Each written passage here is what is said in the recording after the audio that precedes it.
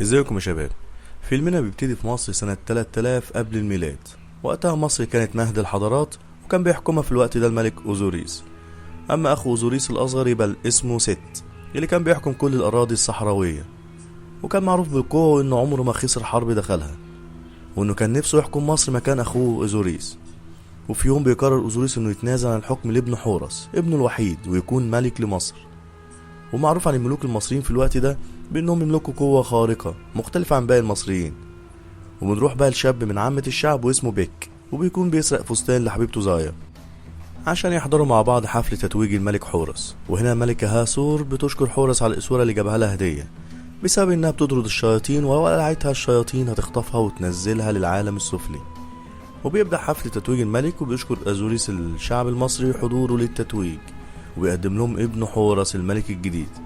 وقبل ما يلبسوا التاج بيظهر ست وبيقدم له بوق هدية، وبيطلب منه تجربة البوق. وفعلا بينفخ حورس في البوق، وفجأة جه الست بيظهر في المكان، واتضح ان صوت البوق ده اشارة ليهم لحصر المكان.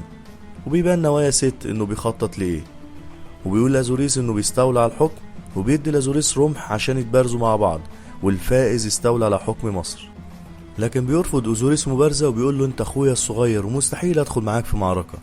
وقبل ما يخلص كلامه بيطعنه ست بخنجر ويخلص عليه، وبيعلن ست انه ملك مصر الجديد، وبيأمر الوزراء انهم ينحنوا ليه يا اما يقتل اي حد يعترضه. وبيضطروا ينفذوا امره لانه يملك القوة والجيش. واخر كلمات ازوريس كانت لابنه وهو بيقول له رحلتك ابتدت، وبيموت بين ايديه. وفي لحظة بياخد حورس الرمح وبيهجم على ست، لكن ست بتكون السيطرة ليه بسبب انه اقوى ومتمرس في المبارزات. ولكن فجأة بيستخدموا قوتهم الخارقة وبيتحولوا لوحوش عملاقة. وبيبدأ برضه حورس بالهجوم، وبدأ القتال. لكن المرة دي القتال شرس جدا بين وحشين، وبسبب القتال كان مبنى تتويج الملك قريب من الانهيار على الشعب اللي كان بيتفرج على القتال وهم في حالة ذهول. وبدأوا بالهروب من المكان، ومع دخول جنود حورس وبتنفيذ حيلة انهم يوجهوا دروعهم الحديدية باتجاه عين حورس. وبيتشتت حورس وبيستغل ست الموقف وبيهجم على حورس وبيتغلب عليه، وكمان خد عين حورس وكان خلاص هيقتله لولا تدخل هاسور حبيبة حورس، وبتترجاه يسيبه عايش مقابل انها تكون عبد عنده. وبيوافق ست وبينفي حورس للجنوب، وبتنجح خطة ست وبيبقى ملك مصر الجديد. وبعد فترة بنلاقي حكم ست الظالم للشعب، وانه بيستعبدهم وبيخليهم يبنوا الهرم بتاعه بالصخرة عشان يخبي فيه مجوهراته وممتلكاته الثمينة. في الوقت ده بيهرب بيك وبيروح للقصر اللي حبيبته زايا بتشتغل فيه، وبتبقى عبدة عند كبير مهندسين الملك حورس. وبيكون بيك عايز ياخد زايا ويهربوا من مصر عشان بيكونوش مستعبدين عند ست، وبترفض زايا الهروب، وبتقول له لازم نساعد حورس عشان هو الوحيد اللي هيقدر يقف قدام شر ست. وبتطلب زايا من بيك انه يدخل الخندق بتاع ست اللي مخبي فيه عيون حورس، ويرجعها لحورس عشان يقدر يحارب ست وينتصر عليه ونخلص الشعب من شره. فبيوافق بيك وبياخد خريطة للخندق السري من غرفة كبير مهندسين ست اللي بيستعبد زايا. وبالليل بياخد الخريطة وبيدخل الخندق اللي عامله كبير المهندسين، وبيلاقي بيك كبير المهندسين عامل كذا فخ عشان محدش يعرف يدخل يسرق عين حورس. وبينط عشان ياخد عين حورس وبيقع على دهب كتير، وبيلاقي قدامه عقارب جايين عليه، فبيستخدم النور بتاع العين وبيبعدهم عنه. وبعدها بيرجع القصر عشان يعرف حبيبته زايا انه نجح وسرق عين واحد. وبتنتقل للصحراء اللي حورس كان ماشي فيها.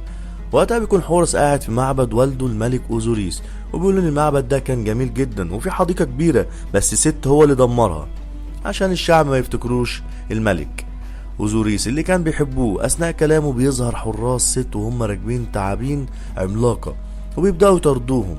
فبيجروا هما الاتنين وبيستخبوا من النار اللي بتطلع من بق التعابين.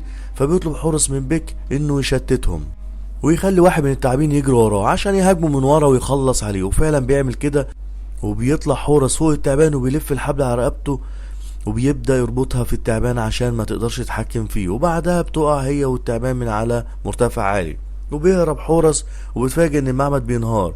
فبيطلع يجري هو وبيك لحد ما بيلاقي حبيبته هاسور جاية عليهم، وبتروح ناحية التعبان التاني وبتستخدم قوة السيطرة وبتخليه يحرق نفسه.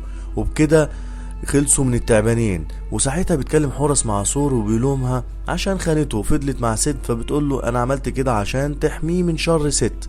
وبيعرفها انه عاوز يدخل هرم ست اللي بيشيل فيه كنوزه ومخبي فيه عينه التانية، وانه مجرد ما ياخد العين هيخلص على ست عشان ينتقم منه ويرجع لحكمه. فبتقول له انه مستحيل يقدر ياخد العين دي، لان ست حاطط ابو الهول حارس جوه ولازم يحل اللغز عشان يقدر يدخل، ولو معرفوش يحلوا اللغز هيخلص عليهم كلهم. فبيقرر انه يروح للوزير الحكيم توت لانه ذكي جدا وهو اللي هيقدر يساعده ويحل اللغز. ولما بيروح له بيلاقوه عامل نسخ كتيرة شبهه، وبيرفض توت يساعدهم بحجة يعني ان حورس لازم يعتمد على نفسه، فبيهجم عليه حورس وبيهدده انه يخلص عليه لو ما ساعدهمش. وساعتها بيضطر توت يساعدهم وبيتحركوا على الهرم 6 عشان ياخدوا العين التانية. وهم بيوصلوا بيلاقوا الحجارة بتاعة الهرم تتحرك لوحدها، وبيكونوا مش عارفين يدخلوا عشان حجمهم ضخم.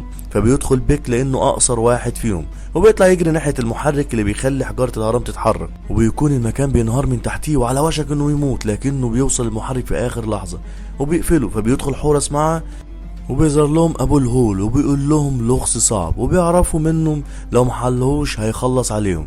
فبيحل توت اللغز بكل سهولة وبيكملوا طريقهم عشان ياخدوا عين حورس. بس فجأة بيدوس على فخ وبيتحبس حورس هو وحبيبته هاسور في قفص، وبتقع منه ازازة المية المسحورة اللي اخدها من جده رع. فبيظهر وبيطلع ان هو اللي عامل الفخ دوت، وبعدها بيهجم على توت وبياخد منه عقله اللي يعتبر مصدر ذكائه وحكمته. ساعتها بياخد بيك ازازة المية المسحورة بيروح ناحية النار اللي تعتبر مصدر قوة ست عشان يضعفه، وقبل ما يدلقها بيوري له ست سلسلة لحبيبته زايا وبيقول له ان حورس كذب عليه ومش هيقدر ينقذه من الموت، وانه كان بيستغله الفترة دي كلها عشان يجيب له العين. وفجأة بيهجم عليه وبياخد منه المية وبيطلعوا على الارض وبيخلي الهرم ينهار عشان يخلص عليهم، وبعد كده بيسيبهم وبيمشي. فبيحرر حورس نفسه وبيخرجوا كلهم باخر لحظة، وساعتها بيتكلم معاه وبيلومه عشان كذب عليه واستغله. فبتتأثر هاسور بكلامه وبتستدعي انوبيس ملك العالم وينزله على الارض، وبعدها بيطير ناحية ست وبيهجم عليه وبيكسر له جناحاته وكمان بيوقعه على الارض من مسافة عالية. فبيتصاب ست وبيزحف على الارض على امل انه يهرب، بس حورس بيجي يخلص عليه وبياخد الرمح بتاع جده رع، وبعدها بيطير للفضاء عشان ينقذ رع جده وبيديله الرمح. فبيشكره رع وبيروح يخلص على الوحش ابو فيس اللي بيكون دمر نص مملكة مصر. وساعتها بينزل حورس على الارض وبتلاقي بنت صغيرة عينه التانية وبتديها له، فبياخدها منها وبيروح يطمن على بيك، لكنه بيتفاجئ انه متصاب اصابة كبيرة وبيموت قدامه. فبياخده للمعبد بتاعه وبيحطه جنب حبيبته زايا، وفجأة بيظهر له جده رع وبيسأله يكافئه ازاي عشان انقذه وانقذ مصر. فبيطلب منه حورس انه يرجع بيك للحياة كشكر ليه على مساعدته ليه، وفعلا بينفذ رع طلبه وبيرجعه تاني. وبعدها بيتم تتويج حورس كملك على مصر بعد ما اثبت انه جدير بحكم البلد. وبعد التتويج بيتكلم مع بيك وبياخد منه الاسوره بتاعت حبيبته هاسور، فبيتحول لوحش وبيطير ناحيه عالم الشياطين عشان ينقذها ويخلص فيلمنا. يا رب يكون عجبكم، متنسوش الاشتراك في القناه. بس كده.